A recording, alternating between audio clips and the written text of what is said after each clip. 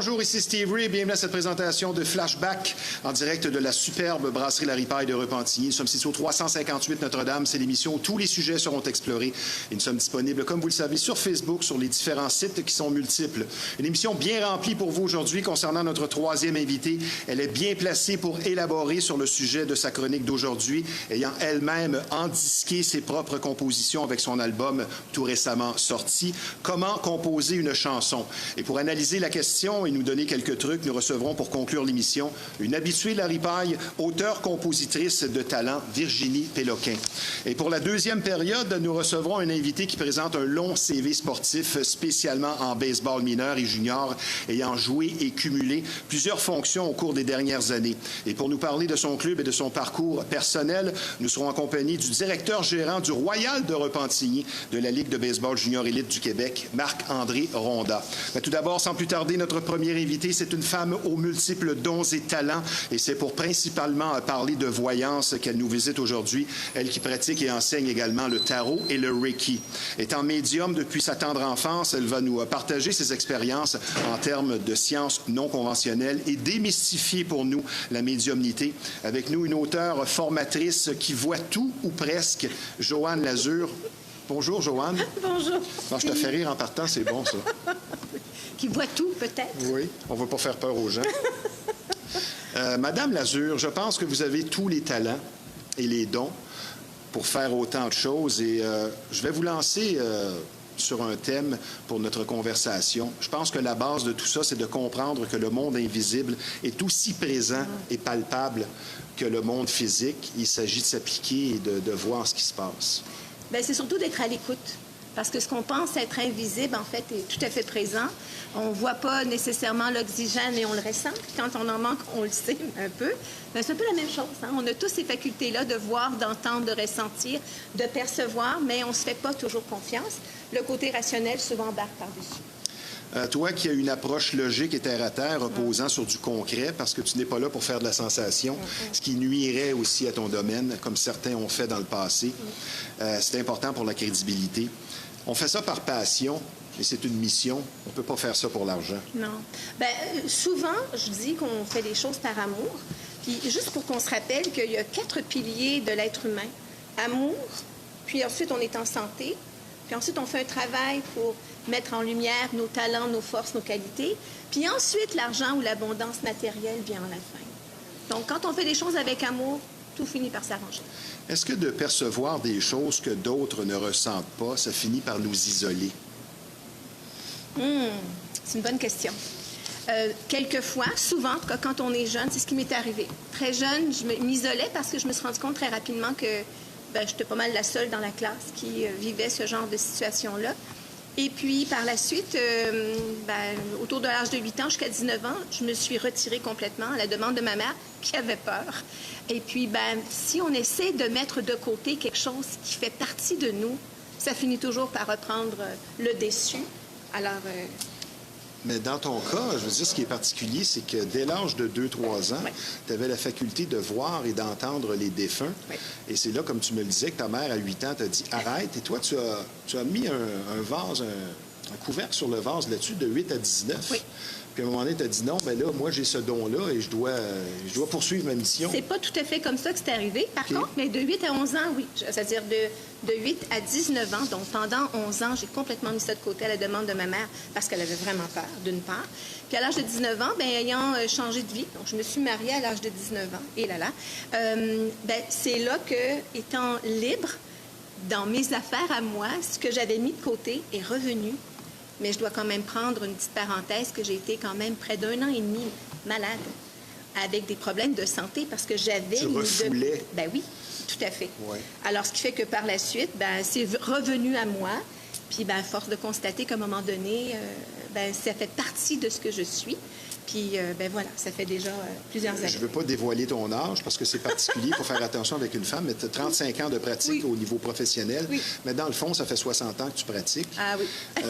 Est-ce qu'on peut dire, ça, je pense que je le devine bien, tu étais la flyée de la famille? Non, pas tant que ça. J'étais l'originale. J'ai toujours été plutôt timide, même si c'est pas ça que ça présente, mais dans des groupes, si je les dirige, oui, je suis en avant. Mais autrement, en famille, je suis souvent en arrière, plutôt timide, à l'écoute, tout simplement. Alors, j'ai pas toujours été comprise. J'étais pas la flyée, j'étais celle qui était moi, bizarre. Je te comprends, Joanne. Était bizarre. Mais pour faire un parallèle, je comprends ce que tu dis parce que le préjugé contre les animateurs ou les journalistes, c'est que quelqu'un qui veut prendre la place et tout ça, quelqu'un qui me connaît, moi, dans la vie de tous les jours, si je peux passer entre la peinture et le mur, ça va être bien correct. Joanne, tu ressens vite les gens et les énergies autour et les énergies qu'on dégage. Oui, bien, en fait, c'est ce qu'on appelle la clairsentience. La clairsentience, c'est la capacité de ressentir ce qui se passe chez les autres, émotivement, physiquement. Ce qu'on appelle maintenant l'hypersensibilité. Donc, il y a beaucoup de gens qui ont ces facultés-là, parce qu'on se rappelle... C'est même physique. Tu passes à côté de quelqu'un, il dégage quelque chose de tellement fort qui peut peut-être être négatif que tu as un inconfort. Négatif, ou si la personne vit un problème de santé ou un mal en quelque part. Donc, ce qui fait qu'il faut se rappeler toutefois que, premièrement, c'est pas à nous. Deuxièmement, on le ressent toujours de façon amplifiée. Et en troisièmement, c'est que si on ressent quelque chose, et non pas par curiosité, c'est parce qu'en quelque part, une intervention qu'on pourrait faire pour la personne. Ça pourrait être lui parler, ça peut être lui toucher, ça peut être lui apporter un conseil, peu importe. Mais on ne ressent pas par curiosité. On ressent parce qu'on a une certaine, je dirais, capacité d'aider la personne à découvrir ce qui est derrière ça. Donc, auteure, formatrice, tu fais du tarot, reiki, voyance, médium depuis la naissance. Tu donnes des ateliers en médiumnité. Oui. Je pense, et je veux que tu commentes là-dessus, que le vrai leadership, c'est pas ça. C'est redonner et enseigner ce que tu fais. C'est ça du vrai leadership pur. Bien, c'est d'assumer. Quand on parle de formatrice, etc., oui, à la base, je suis aussi neurocoach. Et le neurocoaching, c'est une façon de pouvoir voyager à l'intérieur de soi. Donc, je dis souvent aux gens, si tu veux que les choses changent à l'extérieur, commence par les changer à l'intérieur de toi. C'est un peu ça l'idée. Quand on parle du leadership, c'est d'accueillir qui on est, pas d'essayer d'impressionner, surtout pas, juste dans un but d'être qui on est. Puis à partir de ce moment-là, ça fait résonance chez les autres. Et les gens le sentent quand on fait des choses pour l'argent ou la gloire, ou quand on fait les choses juste parce qu'on est passionné, qu'on aime les choses. Oui. Et éventuellement, ça fait boule de neige parce qu'à ne pas parler de ces sujets-là, parce que tout le monde en a peur, on devient complice de ces peurs-là. Le but, c'est d'en parler et de dédramatiser. Exactement. Question assez précise. Est-ce que les esprits nous voient sous la douche et sous les couvertures? Ça dépend des circonstances. Hein? Oui, c'est déjà arrivé dans le bain, moi. Il y a plusieurs années de ça, j'avais de la mouche jusqu'ici. Une chance? Oui, une moins chance. Gênant. Et il y a un papy que j'appelle, en fait, qui est venu en rencontre parce qu'il venait de décéder dans la journée, puis il voulait absolument que je parle à sa fille. Et puis, quand je l'ai vu apparaître, j'ai tranquillement, tout doucement, subtilement mis un petit peu plus de mousse. Et je n'ai pas appelé le soir, il était 10h30, c'était le lendemain, et puis, effectivement, il était décédé. Ouais. Je vais poursuivre dans la même veine. Est-ce que les esprits autour nous entendent penser? Non seulement ils nous entendent penser, mais communiquent également quelquefois. Alors, on va avoir des pensées, des fois, on va avoir des goûts dans la bouche, on va... Des odeurs, surtout, des défunts. Bien sûr, qui va nous permettre de réaliser. Juste une petite aparté pour savoir que on ne voit pas les personnes décédées toujours comme on pense. Par exemple, dans certains films, entre autres, il faut se rappeler qu'on a souvent tendance à voir les personnes décédées, moi, ce que j'appelle les vieux morts, quand on a disposé le corps dans un cercueil. Parce que les personnes qui ont vécu la crémation, Steve, on ne les voit plus de la même façon. Non. Alors, on n'a pas Et la crémation, c'est peut-être quelque chose à éviter? Pas Moi, vraiment. c'est ce que je crois. Il faut juste savoir quoi faire avec ça. Okay. Parce que c'est beau, la crémation, c'est économique, c'est respectueux de l'environnement, puis si la personne le veut, bien sûr. Mais comme on est fait de 4 éléments, eau, feu, air, terre, eau, on n'a plus de sang, feu, on n'a plus d'énergie, air, on ne respire plus, la terre.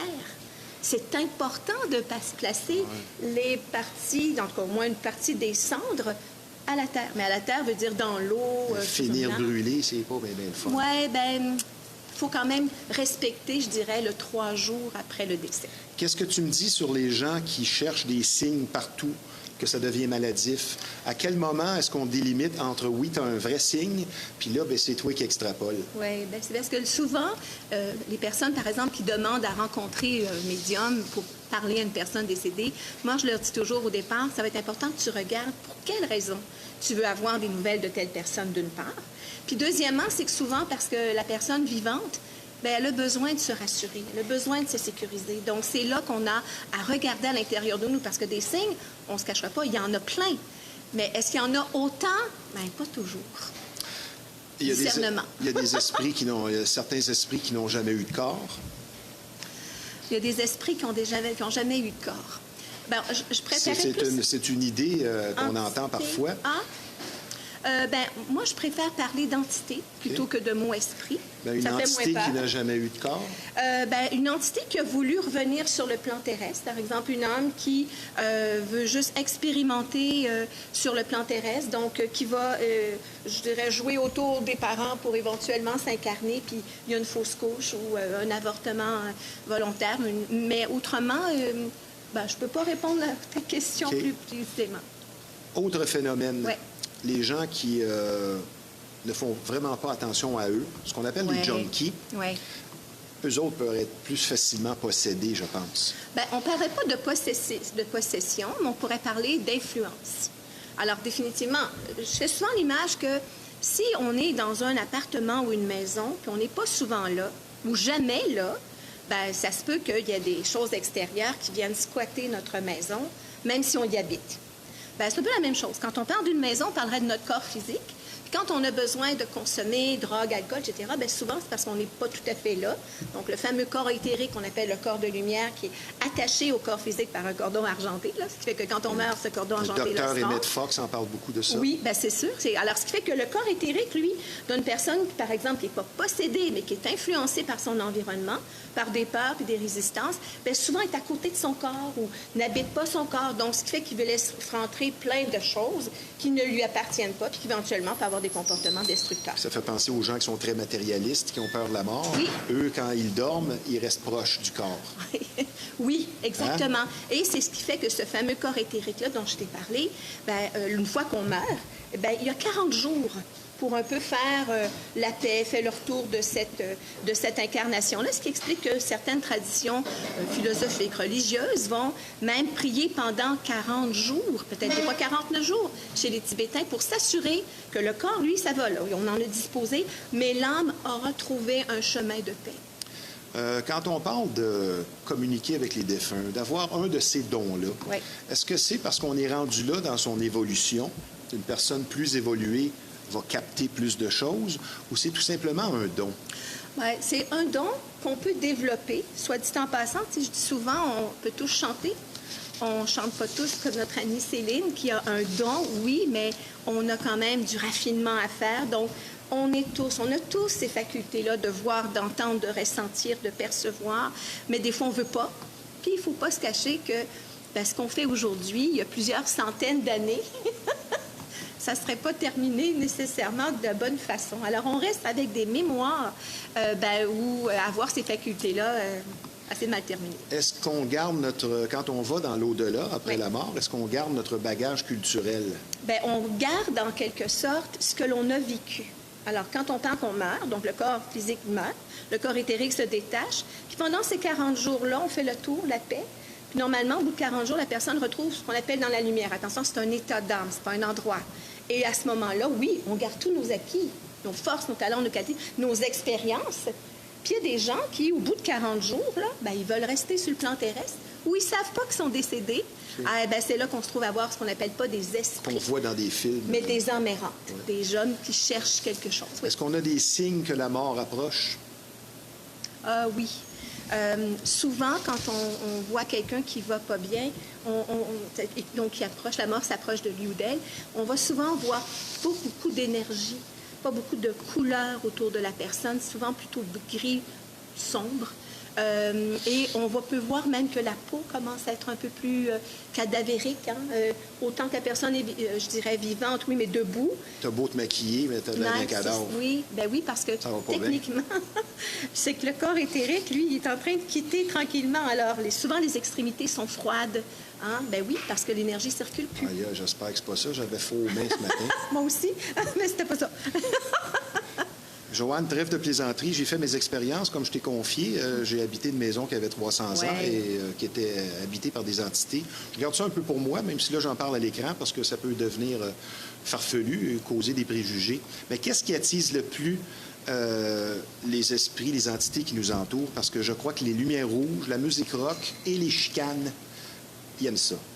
La lumière rouge. Ah bon? C'est surprenant. Mais dans le sens que la couleur rouge, elle est vivante, elle est énergisante. Alors, elle peut sembler être un danger, hein, quelque part, ce qui n'est pas tout à fait le cas. La musique rock, quelle que soit la musique, ou quelle que soit la musique qui vient, je dirais, déranger. Hein, parce qu'il y a des gens qui vont écouter la musique classique puis qui n'aimeront pas ça, puis qui vont créer une ambiance dérangeante. Hein? Alors, ce qui fait que certaines entités vont chercher, en quelque part, je dirais, une façon de se nourrir. Ça dépend toujours. Il y a des entités qui ont besoin d'aide. Il y a des entités qui ont besoin de lumière. Donc, ils vont aller des endroits où il y a de l'amour, de la lumière. Puis, il y a des gens qui sont perturbés intérieurement. Donc, ils vont courir après, effectivement, des endroits où il y a des énergies lourdes. Je réponds pour toi. Tu déconseilles sûrement de jouer au Ouija. Ah, boy. Comme certains jeunes font, et là, ça rouvre la porte. C'est un des jeux qui se vend le plus au monde en plus. Il faut juste se rappeler que c'est pas nous qui devons aller vers les entités, ce sont eux qui viennent à nous, d'une part. Et quand on ouvre la planche de Ouija, elle reste ouverte, une fois ouverte, là, pour tout le temps.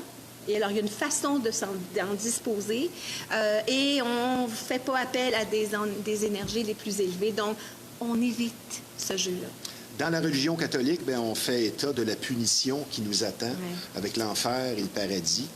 J'aimerais que tu me parles de ça parce que je pense qu'il n'y a pas nécessairement d'enfer et y a-t-il une punition? Bien là, le fameux mot karma qui explique tout. Moi, à un moment donné, j'en ai soupé de ça. Là, il arrive quelque chose, c'est ton karma. Bien là, c'est facile à expliquer toujours par ça. Mais je veux que tu me parles de la fameuse punition qui, soi-disant, nous attend. Bon, le karma, à la base, juste rapidement, là, c'est la loi du retour. Alors, ce que l'on a créé, bien, nous revient, bien sûr, ça va de soi. Ben non, quand on dit à une entité ou à une personne de retourner dans la lumière, c'est pas un endroit, c'est un état d'âme. Histoire de trouver la lumière, l'amour, la paix, d'une part. Puis quand on parle d'enfer, etc., j'ai une phrase que j'ai inventée, que je partage, qui dit « Si vous voulez un jour être un mort heureux, commencez donc par être un vivant heureux. » Parce que ça, s'il y a quelque chose qui est tout à fait réel... Tu m'as dit ça là, cette semaine. Oui, c'est merveilleux. C'est que la personne qui est décédée, là, elle est exactement pareille que de son vivant.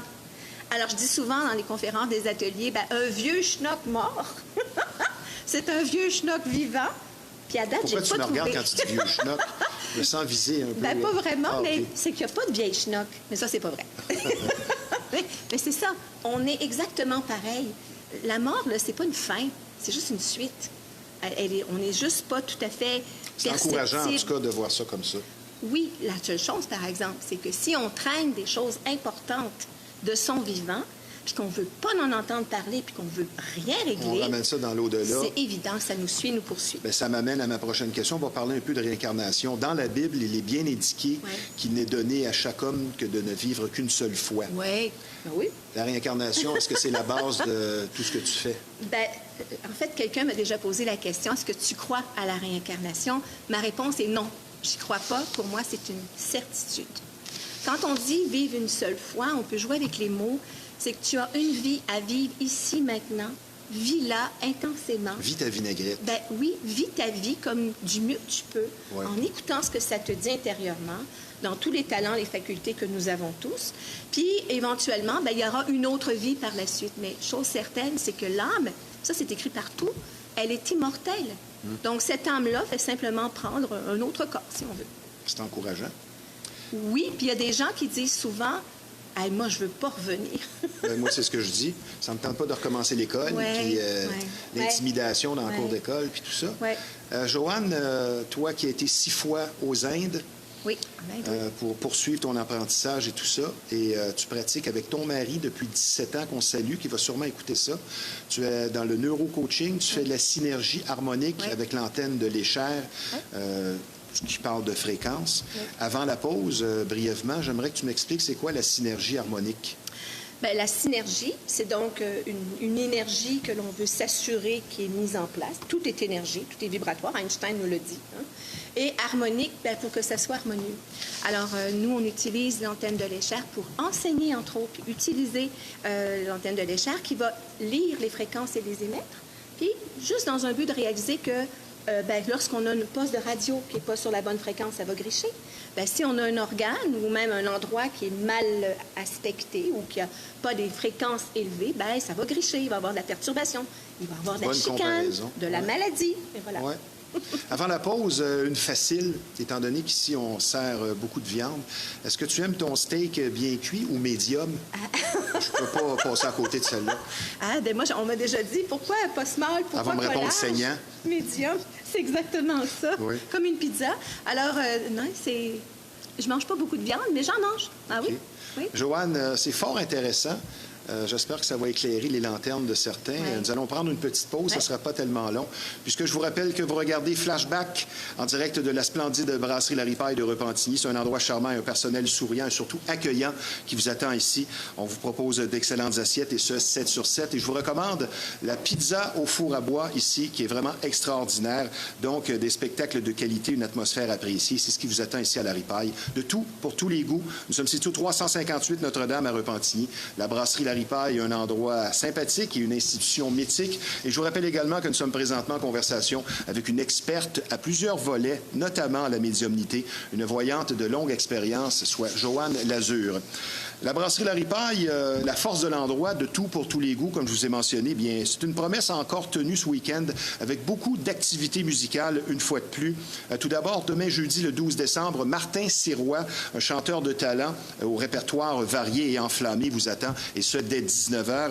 Et fait à noter, plutôt rare, c'est tout à fait gratuit, tout comme vendredi le 13, toujours à 19h, dans 2 jours. Et cette fois, c'est Audrey Quirion qui vous propose aussi son talent et sa belle voix sur scène pour revisiter le passé musical qu'elle sélectionne avec doigté.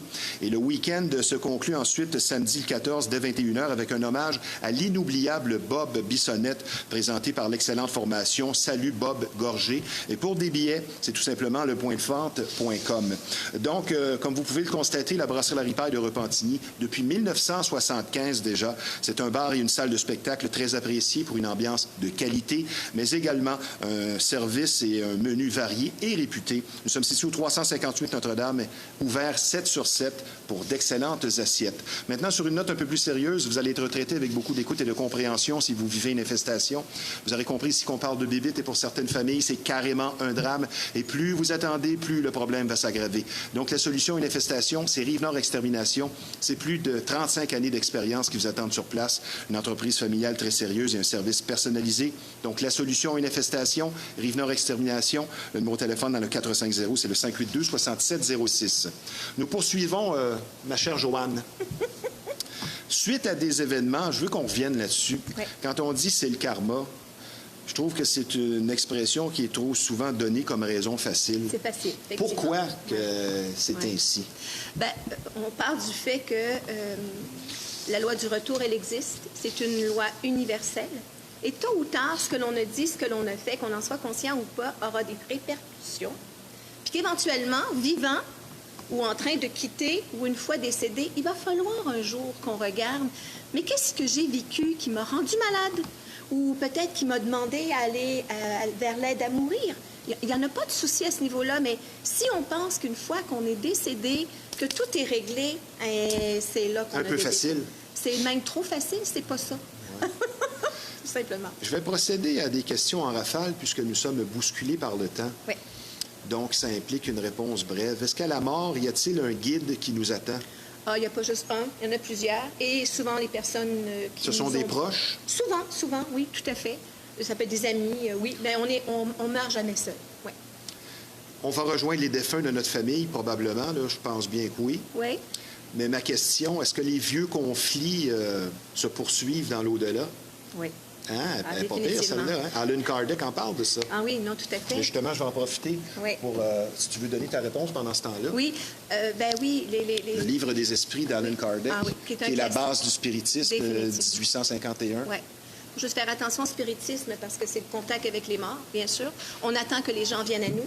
Mais oui, et on voit souvent des personnes décédées depuis même longtemps qui ont besoin de juste parler, puis exprimer ce qu'ils ont vécu en quelque sorte, et ça leur permet de faire la paix. Et c'est ça le but de la médiumnité, de pouvoir en quelque part éventuellement apporter des réponses, de la guérison, une certaine forme de libération. Bien sûr. La confiance envers quelqu'un qui est ressentie de façon naturelle et instantanée, Oui. on parle des atomes crochus. Oui. Selon toi, ça dépend de quoi? C'est pas juste parce que tu la trouves cute, là. Non. On a la notion de l'âme sœur. Hein?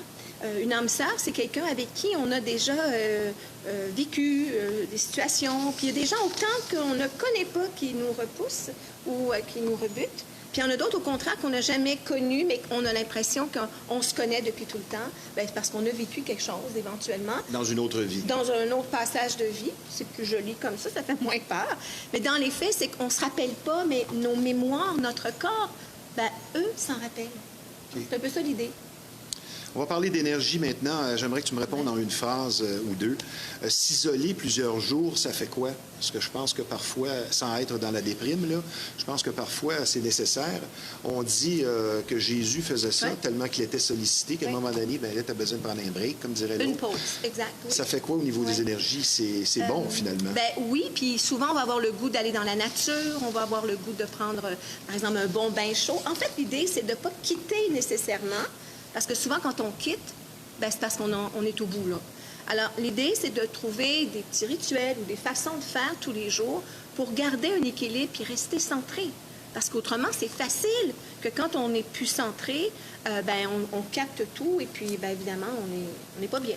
En une phrase, est-ce que c'est un exercice futile de s'acharner à vouloir communiquer avec un défunt célèbre, comme certains font avec Harry Houdini encore à ce jour, ou avec Elvis? Pour répondre, c'est est-ce que tu aurais envie toujours d'appeler à 3 heures du matin un ami ou quelqu'un que tu connais pas pour dire comment ça va? Non? C'est la même chose. J'aime ta réponse. L'ego, pire ennemi de l'homme? Ça dépend, parce qu'on en a tous de l'ego. C'est toujours une question d'équilibre là-dedans. L'ego, souvent, va se nourrir de peur. Alors, si on est capable d'identifier puis de nommer les peurs, l'ego peut nous servir en quelque part. Ça, c'est comme le stress, c'est pas juste négatif. Un entre-deux attend les suicider? Oui. Un entre-deux attend les suicider. C'est-à-dire que, oui et non, la personne qui a des idées suicidaires, elle est rarement seule dans son énergie. Elle va entourer souvent d'entités, de personnes décédées qui vont se nourrir à même son énergie. Voilà. Okay. Alors, ce qui fait qu'un entre-deux... Le conflit se poursuit? Oui. Je meurs, tu m'as fait chier. Oui, ça pourrait être ça. Okay. Oui, puis en même temps, c'est qu'on attire ce que l'on est. Hein? Alors, ce qui fait que même une fois décédé, on va attirer les mêmes fréquences en tant que telles. Donc, voilà. Voudrais-tu me prêter tes 3 volumes? Oui. On va les montrer à l'écran avant de terminer, Oui. parce qu'il y aurait tellement de sujets à voir. Ici, c'est l'heure d'être heureux. Prendre le temps de regarder en soi, qui est un livre de visualisation créatrice, 36 visualisations écrites au jeu, qui nous permet de changer les choses à l'intérieur pour l'extérieur. Ça, c'est une commande d'en haut. Médium un jour, médium tous les jours, parce que c'est ma réalité. Je pensais que c'était médium un jour, médium bien cuit. Non, pas vraiment. Alors, le premier, c'est donc... Il y en a 2, c'est ça? Oui, c'est ça. Il y a un 3e qui est en route. Donc, médium un jour, médium tous les jours, c'est la série. Manuel pratique du semeur d'espoir, le premier. Manuel pratique du semeur d'amour, le second. Puis le prochain, manuel pratique du semeur de lumière. Voilà. OK. Syntoniser la fréquence, c'est ça qui est important et c'est ce que tu fais. Oui. Et ça, pour ça, restons centrés. Qu'on vit une émotion, on va se poser la question, est-ce que tout ça est à moi? Ce qui n'est pas à moi se dégage de mon champ d'énergie. C'est un peu l'idée d'être à l'écoute de qui on est, apprendre à se connaître et à se reconnaître par la suite. Joanne, c'est fort intéressant. On en aurait, je pense, que jusqu'à demain matin. Je vais terminer avec une question rapide. Oui. On se reprendra si tu le veux bien. Sûr. Avoir la foi, ça me fait rire, mais avoir peur de la mort. Oui. On voit ça souvent. Avec ta foi n'est pas si forte. Avoir peur de la mort, c'est aussi avoir peur de vivre. Ouais. Ah, j'aime ta Ben oui. nuance. Alors, ce qui fait que si on rit, si on s'amuse, si on vit, on fait de notre mieux parce qu'on a des défis dans la vie, bien, automatiquement, ça va être plus facile de passer ce passage-là. Joanne Lazure, pour s'adjoindre tes services ou suivre une formation, qu'est-ce qu'on doit faire? On peut aller sur mon site, donc joannelazure.com, d'une part. Bien, tout est là. Il y a aussi une façon de s'inscrire à C'est une comme ça que je infolette. t'ai rejoint Oui, ici. tout à fait. Et puis, ben voilà, tout est là, tout est présent. C'était vraiment plaisant en espérant poursuivre notre conversation. Merci de ta présence à l'émission. Et je vais te dire tout simplement un joyeux temps des fêtes à toi et ton époux. Oui. Et à bientôt, Joanne. Merci d'avoir été des nôtres. À bientôt. Maintenant, je vous parle d'un partenaire important de l'émission Flashback. Il est dorénavant possible de voyager, de se ressourcer tout en vivant une expérience inédite en croissance personnelle. Effectivement, c'est ce que vous offre Linda Jonf, organisatrice d'événements pour l'éveil personnel. Donc, pour un voyage qui sera bien plus qu'un repos, mais également un périple de ressourcement intérieur grâce à divers ateliers présentés sur le bateau durant le périple. Vous pourrez vous retrouver grâce à des outils utiles, une atmosphère de détente, une réflexion sur soi, un service et de la nourriture de grande qualité. Vous en avez assez de courir et cette magnifique combinaison voyage et croissance personnelle se veut une solution agréable et ce, à un prix abordable. Et la prochaine destination, c'est fort intéressant, qui est proposée. C'est en février, les Caraïbes et le Mexique. Donc, pour rejoindre Linda Jonf, organisatrice de croisière bien-être, c'est le 581-993-5145 ou le www.lindajonf.com. Pour de belles vibrations, une croisière et une croissance personnelle et la vie ne pourra être plus belle tout en voyageant autrement. Je parle d'un autre partenaire important de l'émission Flashback, soit Tricia Tarot. Vous avez des questions qui, depuis longtemps, demeurent en suspens et différentes options s'offrent à vous. Peu importe le sujet, le tarot et la tasséomancie représentent des moyens simples et efficaces pour répondre à vos interrogations avec précision. Et les 30 années de pratique de la tarologue Patricia Robert signifient compétence, mais surtout crédibilité. Donc, pour connaître l'avenir, pour être guidé, pour mieux agir, quand on parle d'amitié, famille, amour ou emploi, le numéro de téléphone dans le 438, c'est le 373-1022. Avec Tricia Tarot, vous aurez les réponses qu'il vous faut. Nous enchaînons maintenant autour de notre deuxième invité. Le sport lui coule dans les veines et spécialement le baseball, en étant déjà à sa 6e saison à titre de directeur gérant du Royal de Repentigny de la Ligue de baseball junior élite du Québec. Et pour nous parler de sa très longue et impressionnante feuille de route en baseball et des nombreuses fonctions qu'il a cumulées jusqu'ici, avec nous un véritable homme de sport ayant le Royal tatoué sur le cœur, Marc-André Grondin. Marc-André Ronda. Je me trompe avec un autre connu. Marc-André, je suis fier d'être associé, je dois te dire ça en partant à l'émission Flashback, d'être associé au Royal de Repentigny parce que c'est vraiment une famille. Oui, exactement. C'est l'ADN, en fait, de notre Je voulais t'amener organisation. rapidement là-dessus parce que c'est ce qui saute aux yeux quand on suit le Royal. Exact. C'est la création du Royal par Flavio Prata, qui maintenant a un peu légué suite à son décès à son fils Danny. Oui. Puis, on sait tous que sa conjointe, sa femme, à Flavio, a mis beaucoup de temps aussi dans la structuration et dans, je vais vous dire, en arrière-scène, Oui. beaucoup. Puis on sait qu'Andrew a aussi évolué là, Oui, exact. pour l'équipe. C'est là, vrai. Un petit peu plus... Oui. plus tôt dans Danny, les années 2000. qu'on salue, qui va sûrement écouter. Ma première vraie question, pourquoi le baseball est le plus beau sport au monde? En fait, parce qu'il est joué à l'extérieur. Puis, Là, tu me surprends, vois-tu? Moi, j'avais ma réponse aussi. puis moi, je dis souvent que le baseball, c'est le sport le plus difficile à prédire. Le gagnant, tant que le dernier retrait n'est pas... C'est jamais pas fini. fait. Ça peut Exactement. durer 5 heures. Exactement. Moi, personnellement, ce que j'aime du baseball, c'est que chacun trouve sa place sur le terrain. Quelqu'un qui ne court pas vite peut être receveur ou jouer au premier but, ainsi de suite. Et c'est un sport qui regroupe vraiment tous les aspects qu'on peut retrouver dans n'importe quel sport. Il y a de la rapidité, il y a de la technique, il y a de la cocologie. Il y a vraiment de tout pour le baseball. Et comme tu le dis si bien, c'est jamais terminé tant que c'est pas terminé, comme disait un fameux ancien joueur. Ouais. Ce qui est particulier, c'est que tu es ici à cause des expos, puisque ton père, qui était un maniaque de baseball, a rencontré ta mère, qui était placière, lui qui avait des billets de saison des Ouais, expos. exactement. Donc, c'est vraiment une histoire de famille chez les Ronda. Ben oui, là, en fait, tu sais, le père de mon père et mon père, tous deux des grands partisans des expos, mais aussi des amateurs de baseball en général. C'est leur sport favori. Puis cette passion-là s'est transmise de fil en aiguille. Puis aujourd'hui, ben, je suis quand même fier de dire que, tu sais, mon fils, c'est son sport préféré présentement. Donc, oui, effectivement, c'est un petit peu la passion, les expos. Puis mes parents, c'est une anecdote cocasse, mais mes parents se sont rencontrés, évidemment, lorsque ma mère travaillait là. T'es là grâce aux expos. Marc-André, directeur gérant d'une équipe junior, comme ça, tu as beaucoup de responsabilités. C'est quoi l'aspect le plus exigeant? Peut-être un aspect insoupçonné? Bien, en fait, ce que je dois dire, c'est qu'aujourd'hui, là, le sport amateur au Québec a changé drastiquement au niveau de la pandémie, suite à la pandémie. Les priorités de notre jeunesse ont changé aussi.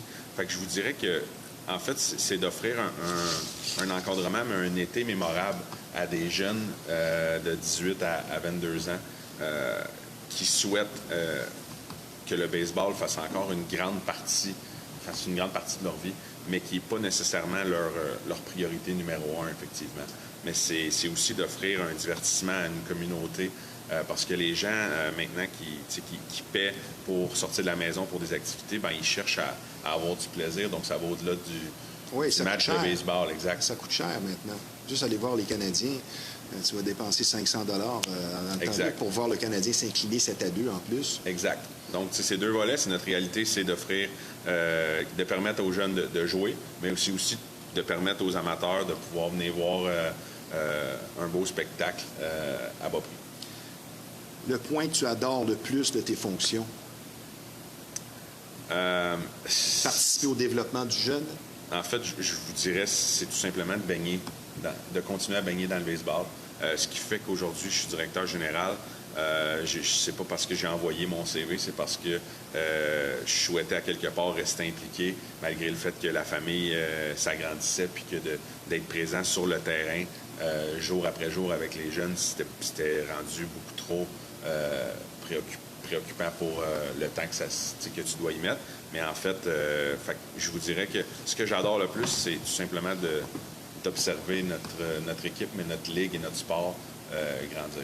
Une chose que tu m'as dite en pré-entrevue que j'ai beaucoup appréciée et qui en dit long sur ton approche du temps où tu étais coach, parce que tu as été longtemps entraîneur-chef des Orioles de Montréal aussi. Je coach avec mes émotions. Ouais, puis ça peut être un couteau à double tranchant, mais c'est important. C'est exactement où j'allais. C'est qu'en fait, on doit être conscient de quel type de personnalité on est. Donc oui, j'étais un joueur qui, quand il était au monticule, était très concentré, focus. Parce que tu as lancé 5 ans junior. 5 ans junior pour le Royal. Mais je vous dirais que quand je me retrouvais à l'extérieur du monticule, j'étais beaucoup plus bavard et mes émotions. Comme entraîneur, c'est aussi ça que j'ai tenté de transmettre le plus. La passion, c'est un peu un synonyme d'émotion quand même.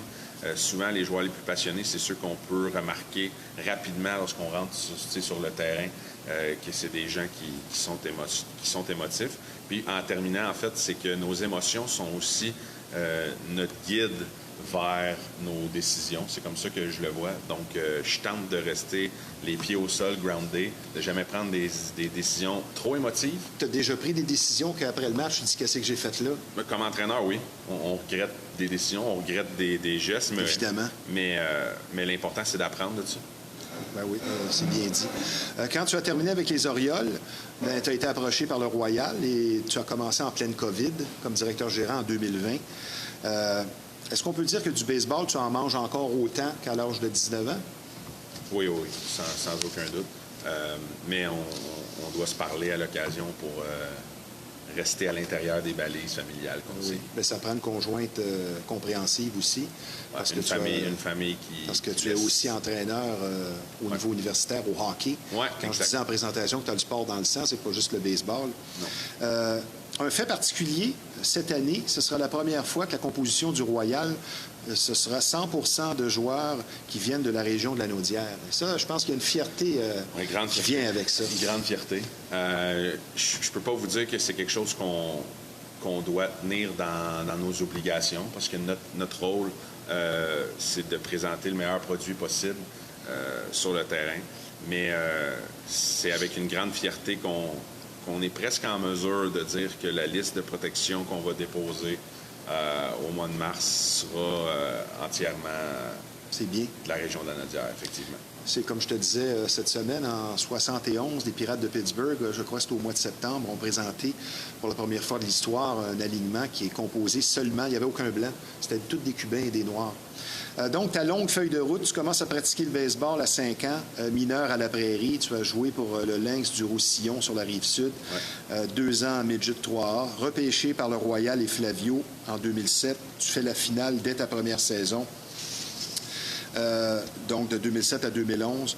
Tu as été coach au niveau Pee-wee Bantam durant que tu étais entraîneur aussi au junior. Oui, exact. Ça, c'était mentionné.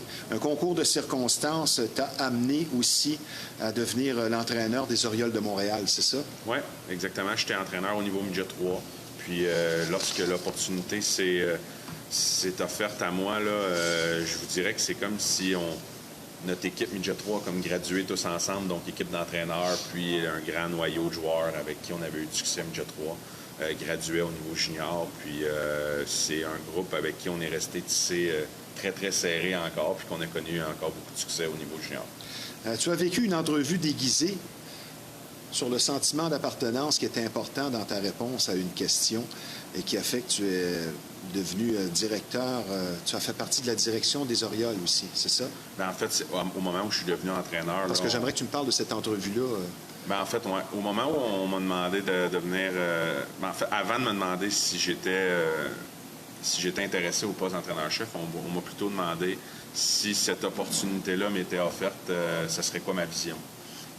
Puis c'est à ce moment-là que pour moi, je sentais que à ce moment-là, l'équipe des Orioles était un petit peu réunie des joueurs qui venaient soit de Montréal, mais sinon des régions autour, mais qui avaient des parcours très différents. Donc, parce que dans le baseball aujourd'hui, les familles ont beaucoup d'options lorsque vient le temps de décider où ils vont jouer. Oui.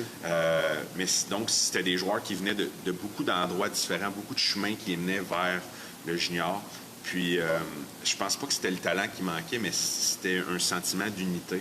Okay. Puis, c'était pas des joueurs qui avaient porté le logo nécessairement en majorité des Orioles au niveau mineur.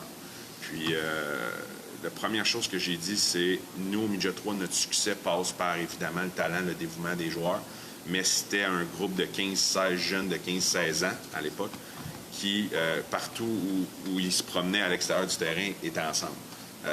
Fait que moi, ce que j'ai dit, c'est il faut ramener un petit peu ce sentiment d'appartenance-là au niveau junior. Qui est si important. Qui est si important. Et ça mène à des décisions tranchantes parce qu'on doit tasser des joueurs pour faire place à d'autres. Mais c'est une décision... c'est une décision que j'étais convaincu. Puis par la suite, lorsqu'on va faire le travail, ben là, j'ai dû prendre les paroles puis les transformer en gestes, en actions concrètes. Fait que c'est ce qu'on a fait. Marc-André, tu es coach au hockey universitaire pour une 3e année. Tu as été 12 ans au Midget 3A. Tu aimes le golf. Donc, toi, ce sont les sports avec un bâton. Baseball, hockey, golf. Je vais philosopher avec toi. Je voudrais ta définition du leadership dans le sport. Ce que tu représentes, ce que tu es dans tes actions, tes gestes, tes paroles. C'est pas quelque chose que tu dois forcer, le leadership. C'est quelque chose que tu dois être. Puis, à mon avis, tout le monde a un peu de leadership en eux. Il y en a que c'est plus naturel, mais tout le monde en a un peu. À sa façon. À sa façon, exact. Puis le mot qui se rattache le plus à leadership, c'est influence. Ce qui est important, c'est avoir une influence positive sur l'entourage. C'est ça, le leadership. Sur l'entourage, des fois immédiate. Oui. Puis des fois sur des gens que tu n'as aucune idée dans laquelle tu es en train de transmettre quelque chose. Fait que pour moi, c'est... Ben, tu vas juste passer à la caisse et faire un petit compliment à la caissière qui vit peut-être quelque chose ou une mauvaise journée et tu viens de faire sa journée. Exactement. C'est le meilleur exemple. Puis je vous laisse ce sujet-là sur une anecdote. Souvent, je conduis mon véhicule, puis à toutes les fois que j'arrive à Trois-Rivières, puis que je dois sortir de l'autoroute 40, c'est un endroit où il y a beaucoup d'itinérants. Puis, souvent, le réflexe des gens au volant quand ils voient un itinérant, c'est de baisser les yeux parce que j'ai rien à y offrir. Mais en fait, si on prend juste le temps de les saluer, de leur dire bonjour, malgré le fait qu'on ne baisse pas notre fenêtre, souvent, ces gens-là, ils nous répondent avec un sourire quand même. Marc-André, qu'est-ce qui fait un bon joueur de baseball en 2024? Parce que, comme tout sport, ça évolue. Oui, le sport a beaucoup évolué. La polyvalence? La puissance. Le baseball est rendu Oui, je vais y revenir un là-dessus, sport où les circuits, les doubles, le nombre de retraits sur 3 prises a augmenté parce que les lanceurs lancent plus fort. C'est ça, mais c'est pas juste frapper des circuits, le baseball. Là. Non, c'est beaucoup d'autres aptitudes, mais la game est rendue beaucoup plus offensive parce que ça se résume à spectacle. Toi qui es un ancien lanceur, es-tu d'accord avec ça? Oui. Je pense que faut qu'il y ait le plus de jeunes possible qui tombent en amour avec ce sport-là. Oui. Donc, c'est sûr que ça passe plus par les circuits que les bonnes. Le spectacle. Oui. La même question que j'ai posée à Joanne tantôt, est-ce que l'ego, c'est le pire ennemi de l'athlète? L'ego doit faire partie de l'athlète. L'ego, on peut aussi dire fierté. Oui. Un athlète qui Moi, je parle est pas plus très égo, fier. arrogance. Là, bien, évidemment, c'est qu'il faut... ça prend un juste milieu, un petit peu comme je l'en ai dit tantôt. Ça prend un équilibre. C'était le bon mot. Mais pour moi, je vois pas l'arrogance nécessairement complètement d'un mauvais côté. Ouais. Parce que le joueur arrogant, quelque part, est confiant en ses moyens. Puis c'est quelqu'un qui peut être aussi gage de succès. Avant la pause, la plus belle qualité de l'athlète moderne, que ce soit au niveau amateur ou professionnel? Aujourd'hui, c'est la préparation. Ah, j'aime ce que tu dis. Les athlètes d'aujourd'hui sont athlètes lorsqu'ils se lèvent, lorsqu'ils se couchent, durant la saison, dans l'entre-saison. C'est un mode de vie. Contrairement à avant, on a des millions d'exemples, mais l'athlète d'aujourd'hui, c'est sa préparation en tout temps. Monsieur Ronda, on prend une petite pause, ça ne sera pas tellement long, puisque je vous rappelle que vous regardez l'émission Flashback en direct de la splendide brasserie La Ripaille de Repentigny. C'est un bar apprécié, une salle de spectacle renommée, mais également un restaurant au service et au menu de grande qualité. Et nous sommes présentement en compagnie du directeur gérant du Royal de Repentigny de la Ligue de baseball junior élite du Québec, un véritable homme de sport, Marc-André Ronda. Maintenant, je vous parle d'un partenaire important de l'émission Flashback. Gérer vos finances n'a pas à être compliqué. Une solution, un moyen efficace, c'est Josiane Fontaine, une conseillère financière compétente d'expérience. Investir à la bourse, se protéger adéquatement avec une assurance qui vous convient, seul ou en couple, ou pour les entreprises, il n'est jamais trop tard pour épargner, peu importe l'âge que vous avez. Pour investir et être guidé avec efficacité, donc pour une sécurité financière saine, la solution Josiane Fontaine. Et le numéro de téléphone dans le 819, c'est le 319-6143. Et je vous parle maintenant d'un domaine très en vogue et a connu une progression vraiment fulgurante au cours des dernières années, soit le tatouage. Et quand le temps arrive de choisir un artiste tatoueur, le mot expérience inspire la confiance. Et c'est ce qui vous attend chez Tatouage Rockstar. Il est difficile de faire confiance et de trouver le parfait artiste tatoueur, comme vous le savez, et pour être reçu avec professionnalisme et gentillesse, et pour que vos désirs et vos tatouages soient réussis avec finesse, une seule bannière, Tatouage Rockstar. C'est situé à Repentigny, l'adresse 338 Notre-Dame et le numéro de téléphone dans le 450. C'est le 932-3090. Tatouage Rockstar pour la garantie d'un travail réussi. On va revenir sur les bases du baseball, mon cher Marc-André. Est-ce que tu apprécies la mode actuelle, justement, qu'on voit dans le baseball majeur, où on vise les clôtures, la puissance en premier, ou toi, tu es un puriste qui aime fabriquer un point? En fait, moi, j'aime les nouvelles tendances, autant au hockey, au baseball que dans n'importe quel sport autre. T'aimes pas stagner? J'aime pouvoir m'adapter à la modernité d'aujourd'hui. Donc, je pense que faut pas dénaturer le sport, par exemple. J'ai cette croyance-là. Donc, je pense que ça va toujours faire partie de la game. Un vol de but, ça sera toujours plaisant à regarder. Exactement. Puis, une fierté d'un entraîneur, ça reste de pouvoir construire des points, fabriquer des points. C'est agréable. Mais dans l'ère d'aujourd'hui, je crois beaucoup aussi à laisser les frappeurs s'élancer pour puissance. Maintenant, la réfection du stade Prata, un élément de nouveauté. Ouais. Ça va être intéressant. J'ai hâte de m'asseoir dans le stade cette année. On est vraiment excités. J'aimerais maintenant qu'on se mouille un peu et qu'on parle des objectifs du Royal de Repentigny pour 2025. Oui. En fait, c'est Parce simple. que là, on a perdu en demi-finale avec notre meilleur lanceur qui était blessé. Ouais. Donc, tous les espoirs sont là. Oui, en fait, je pense que le Royal a établi à travers les dernières années une sorte de... On compétitionne à chaque saison. On aspire au haut du classement général. Comme tout sport, une saison, c'est rempli d'impondérables. On est quand même tôt. Mais ça sera une lutte avec les Bisons de Saint-Eustache dans notre division pour qui c'est une lutte qui débute à chaque saison puis qui est serrée jusqu'au tout dernier match. Donc, on pense qu'on va être en mesure d'être compétitif. On espère que les jeunes vont arriver prêts lorsque le camp va commencer là, à la fin février. Puis on a confiance que le groupe qu'on a en place pourra fièrement représenter notre région encore pour une petite run de séries éliminatoires. On va aller maintenant dans tes goûts personnels. Ton modèle de directeur gérant au niveau majeur. Difficile à dire parce que nous, on n'a pas l'aspect... Comme dire Dan Duquette, on n'a pas l'aspect financier. Ça a tellement changé le sport. Tu peux m'en aujourd'hui. nommer un que tu aimes? Ben, écoutez, j'ai beaucoup de difficultés à répondre à cette question-là. Dans ce cas-là, donne-moi tes équipes favorites, des équipes que tu aimes regarder jouer, que tu as toujours aimé. Oui, exact. Puis je change beaucoup à travers mon parcours baseball, mais bizarrement, je suis pas un fanatique des Yankees ou des équipes qui... Les Dodgers, pour toi, ça te laisse froid? Un petit peu. Un petit peu. J'aime les saisons surprises, j'aime les équipes. Fait que tu vas aimer les Diamondbacks. J'ai adoré la run de série des Diamondbacks. Les Royals, évidemment. Ben oui, effectivement, les Royals. Puis tu sais ce que les Orioles de Baltimore font dans les dernières années à l'intérieur d'une division qui est remplie. Oh, mais toi, c'est parce que tu as porté l'uniforme. Non, je vous dirais que pas du tout, au contraire. Mais j'aime ce type d'équipe-là, ce que les Golden Knights ont un peu fait au hockey. Oui. Moi, j'ai suivi beaucoup cette ère-là de repêchage d'expansion qui a mené à une finale de la Coupe Stanley la première année. Le plus bel uniforme? Le plus bel, honnêtement... Les Royals de Kansas City? En fait, là, je dois être honnête, moi, j'adore la couleur noire dans n'importe quel uniforme. Ouais, effectivement, on en parlait tantôt avec l'émission. Donc, les couleurs des Orioles étaient très beaux. Le noir et le jaune des Pirates étaient très beaux. J'adore tout ce qui est noir. C'est ma couleur favorite au niveau uniforme de baseball. Marc-André, cette semaine, Juan Soto signe encore un contrat de fou. Y a-t-il trop d'argent dans le sport professionnel? Y a-t-il trop d'argent? En fait, ma réponse va être celle-là. Le sport, s'il y a beaucoup d'argent, c'est qu'il y a beaucoup de gens qui s'y intéressent. C'est une excellente nouvelle à ce niveau-là. Est-ce que les salaires sont un peu rendus fous? Oui. Oui, je pense que oui. Quelques questions en rafale. Tu me réponds par un nom, un mot ou une phrase. Le sport le plus exigeant physiquement, selon toi? La boxe, les arts martiaux. OK. Ton joueur favori présentement et du passé au niveau majeur au baseball? Ben, moi, même si je n'étais pas un amateur des Yankees, mon joueur favori était Derek Jeter. OK. Et présentement? Je vous dirais que... Eddie De La Cruz? Non.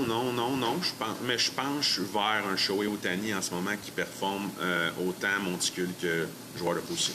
Optimiste quant au retour de nos amours, les Expos, ou espoir perdu?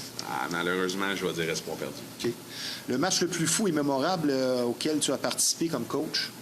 Donne d'avoir un dans ta tête. Oui, puis en fait, un match de 19 à 18. C'est un match qu'on a perdu à l'époque, les Orioles contre le Royal et Danny Prata, qui est entraîneur-chef. Un match qui s'est terminé en 11e manche. Puis notre lanceur partant, nous, des Orioles, à l'époque, Claude Ortiz. Un score de fou? Non, un score serré. Mais 19 retraits sur des prises, qui était un record qui a été battu à l'époque. Quel est le meilleur joueur de tous les temps au baseball majeur? De souvenirs, je vais dire Babe Ruth. OK. Es-tu un partisan du Canadien? Est-ce que tu suis ça un peu? J'ai mes billets de saison. OK. C'était fort intéressant. Qu'est-ce que tu as au programme cet hiver, là? Ben, on poursuit. On est en pause en ce moment un petit peu au niveau des matchs, au niveau hockey universitaire. Mais sinon, je vous dirais que les Patriotes de QTR, c'est une grande partie de mon temps en ce moment. Puis, évidemment, m'occuper de la petite famille à la maison, les 3 enfants. Évidemment. Ouais. Merci d'avoir été des nôtres et je te souhaite une excellente saison à toi et au Royal pour 2025. Nous sommes partenaires de l'émission et je le répète, nous sommes très fiers de ça. Joyeux temps des fêtes à toi et à ta famille. Et je te dis, Marc-André Rondat, tout simplement, à bientôt. Merci d'avoir été des nôtres. Merci beaucoup, Steve. Merci, Marc. Je vous parle maintenant d'un endroit spécialisé dans le domaine de la mécanique et de son entretien et qui propose un rendement des plus crédibles et reconnus. L'atelier de mécanique générale Fast Tuning pour la qualité d'un service exclusif à des prix compétitifs et un personnel accueillant au service compétent, spécialisé aussi en véhicules européens. Une bannière existant déjà depuis plus de 20 ans, donc une fiabilité reconnue et appréciée. Un garage pour faire du millage, comme dirait l'autre. Fast Tuning, dont c'est situé au 223 Notre-Dame à Repentigny. Le mot de téléphone dans le 450, c'est le 470-1333. Le client est notre priorité et notre promesse, un service de qualité. Maintenant, autour de notre troisième et dernière invitée, et non la moindre.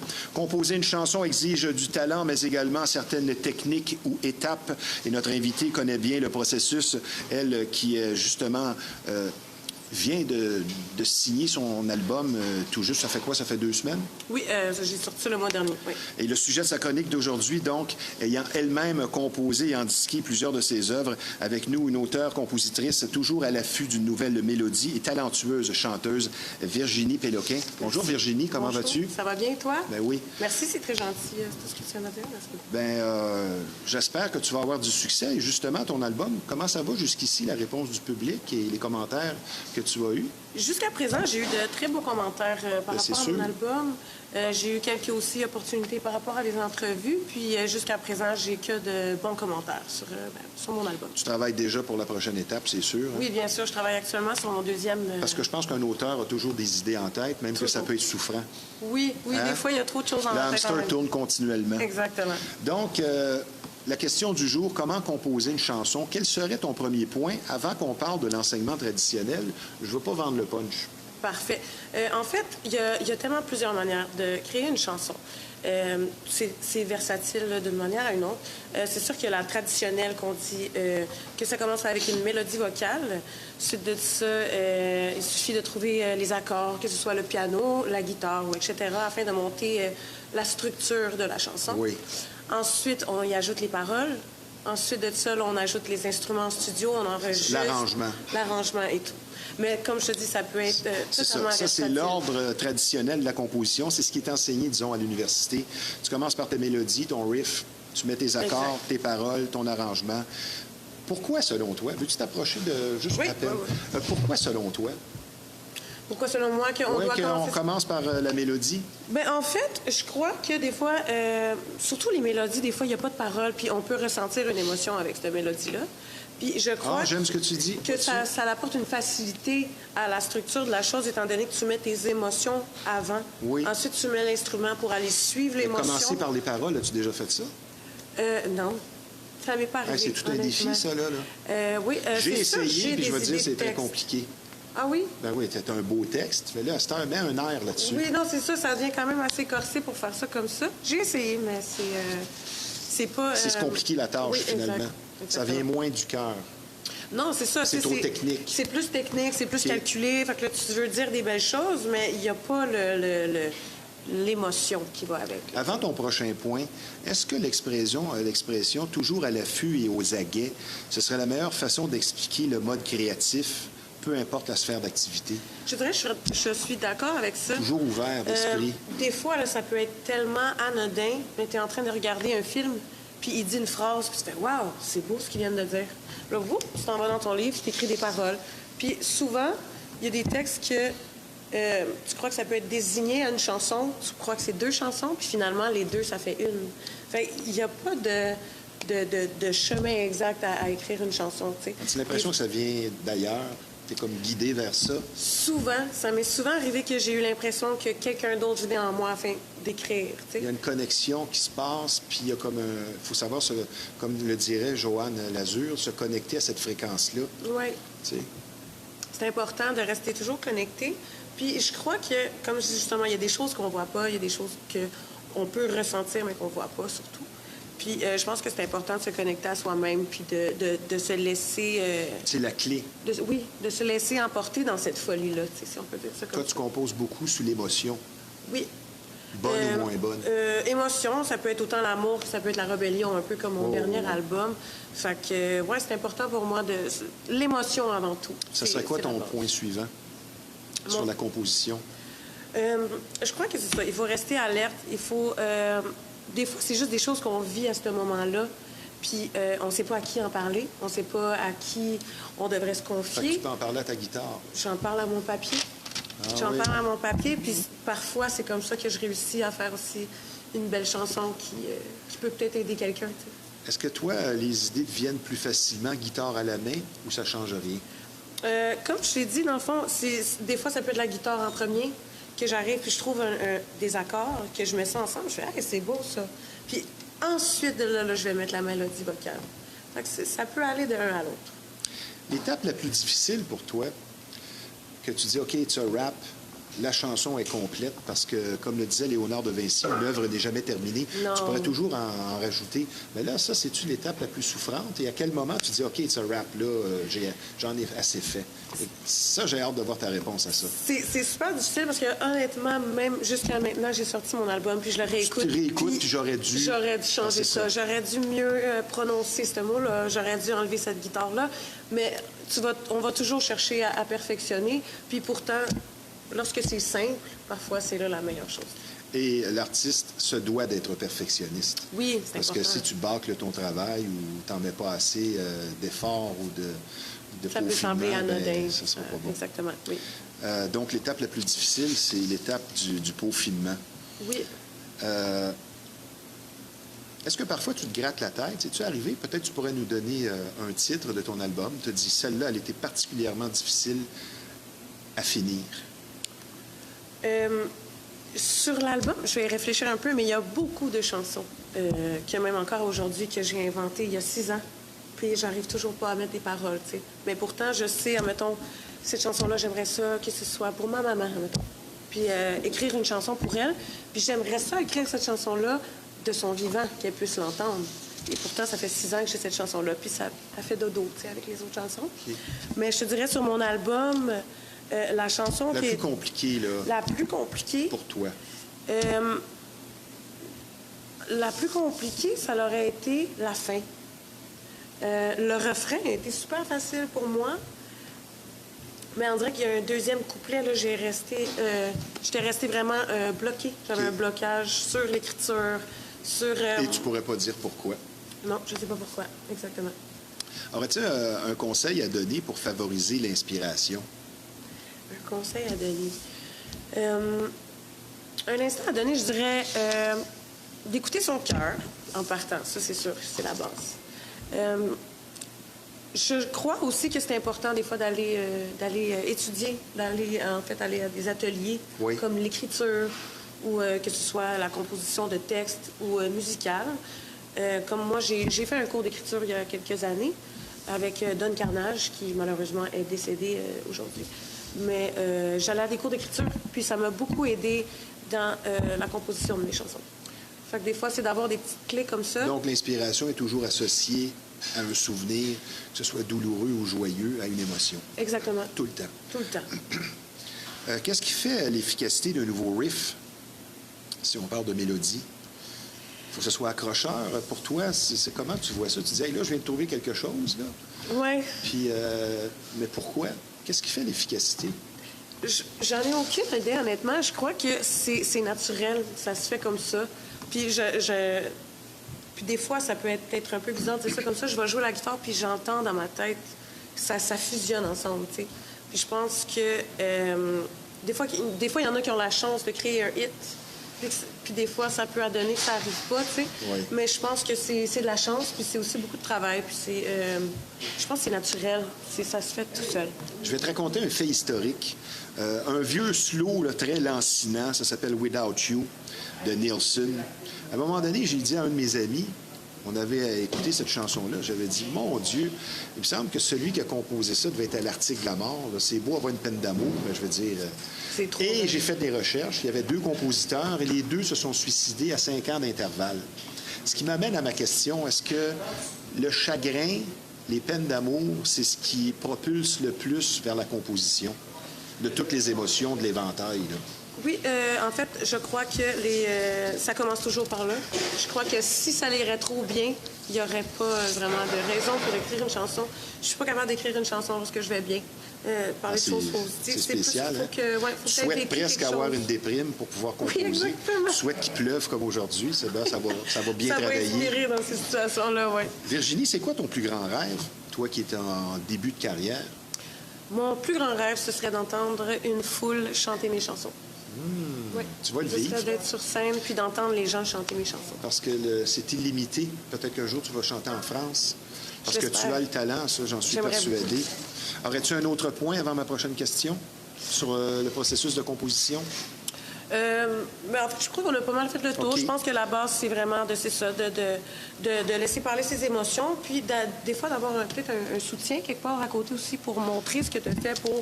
Quelqu'un Mais qui t'a confiance puis Oui. qui a du goût. Oui, puis qui est quand même Ah, ça, c'est bien. spécialisé là, tu sais, dans tout ça. Fait que je crois que ça peut aider d'avoir un pilier dans la création. Virginie, jusqu'à quel point l'endroit où tu joues influence ta performance live?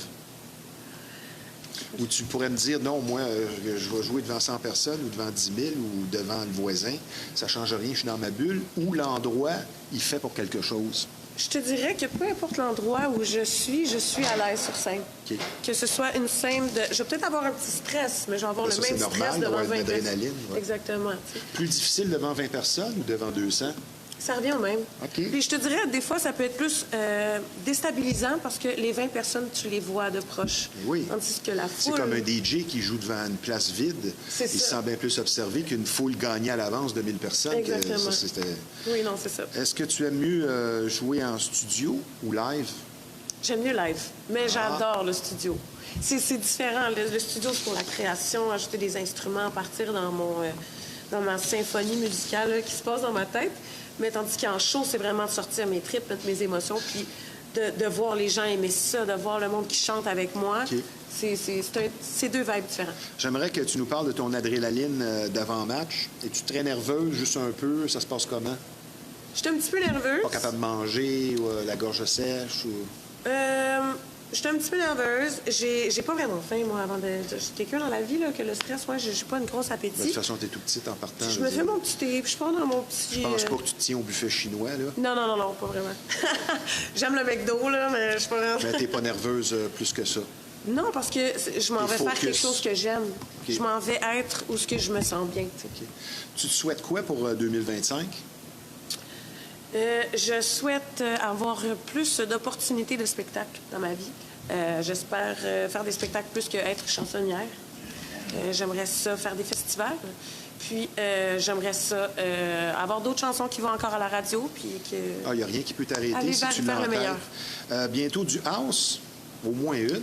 Oui, je travaille là-dessus présentement avec mon ami Anthony Zapavignan, justement, Ah. avec qui je vais dans son studio. Ça, j'ai hâte d'entendre ça. Puis on travaille sur quelque chose de plus pop, sans oublier la touche de guitare, bien évidemment. Fait qu'on- on reste dans le même univers, mais je crois que mon deuxième album va toucher plusieurs aspects musicaux. Ce ne sera pas seulement dans le même style. On a hâte d'écouter ça. Des événements à venir en terminant? Quelque chose sur le programme?